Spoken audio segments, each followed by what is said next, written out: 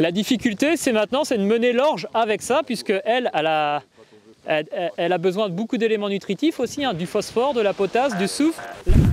Bonjour les agris. Aujourd'hui, je retourne à Saône pour voir où en est la parcelle suivie par la chambre d'agri et Vive Agri 72.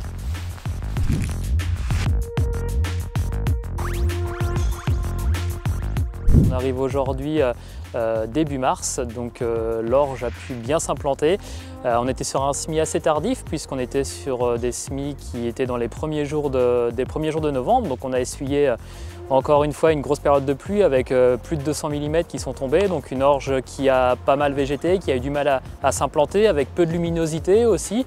De par le fait, la luzerne a eu du mal aussi à reprendre et tant mieux puisque ce qu'on recherche à voir c'est de l'orge. L'orge est en place, la luzerne est repartie. La luzerne reste contrôlable sous l'orge, donc pour l'instant il n'y a pas eu de nécessité de régulation, ça interviendra peut-être un petit peu plus tard là, dans la phase de montaison. Il y a eu pas mal de limaces, même beaucoup de limaces, voilà, puisqu'on a un taux de perte qui est de l'ordre de 50 à 55% de perte de pied à la levée.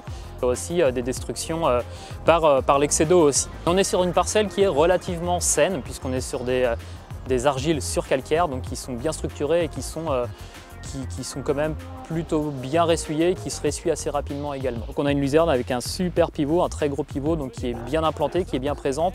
Donc au final, les travaux pour l'implantation de l'orge n'ont pas posé de problème pour la luzerne. Ça aurait pu paraître assez destructeur au final, mais je rappelle, on est sur une luzerne de 5 ans, donc un pivot qui est parti quand même très loin et qui est capable aussi de se régénérer assez facilement.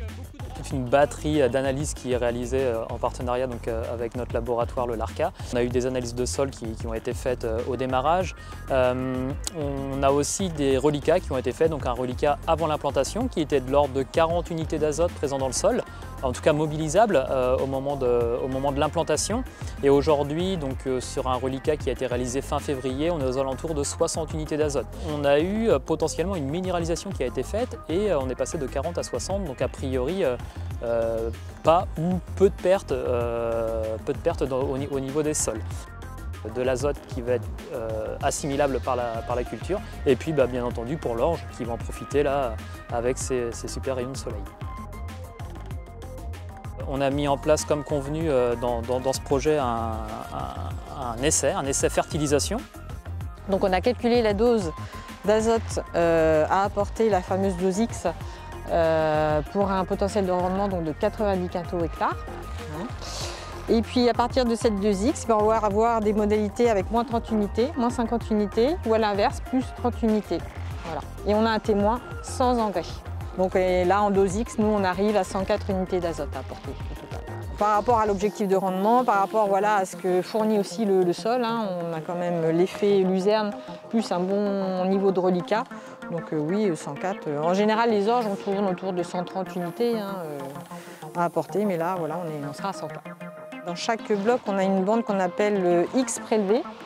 Donc on va faire la fertilisation à la dose X normale. Par contre, c'est une zone où on va faire, nous, des prélèvements qu'on a besoin pour derrière faire d'autres analyses. Donc là, on a déterminé notre dose d'azote à apporter. Et donc aujourd'hui, je vais faire aussi l'apport, ce qu'on appelle l'apport au talage, le premier apport d'azote. Et puis il y aura un second et dernier apport qui sera fait à épi 1 cm.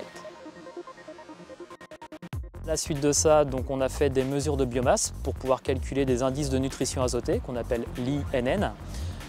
Qu'on va refaire un petit peu plus tard, donc après l'épi 1 cm et encore un petit peu après plus tard, après montaison, voire à 2 nœuds de l'orge. On va faire des analyses de sève.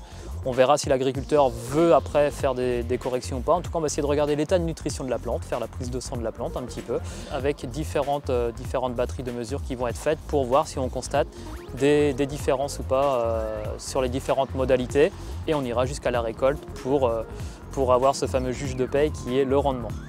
Donc on se retrouve pour la récolte qui devrait, si tout va bien, on est sur une culture d'orge, donc qui devrait avoir lieu fin juin au mieux et au plus tard début juillet.